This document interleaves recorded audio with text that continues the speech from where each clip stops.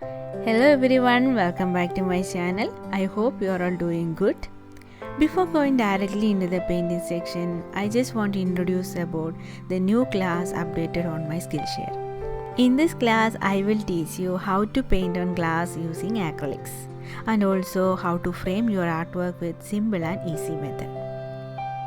In this class, I provide detailed project for you to try out with step-by-step instructions. You can also download the project from the project section and practice. I will show you how to enroll to my class. It's simple. Go through the link that I provide in the description box. It will take you to this page. Then click the sign up and you can log in using any of your account as shown. Or you can create a new account by filling the details. Then click the sign up. It will redirect to this page.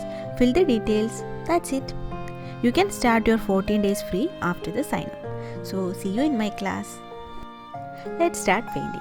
In this painting section, I will show you how to paint Xeranthumum using round brush. And also, I will show you two different backgrounds in the end of the video.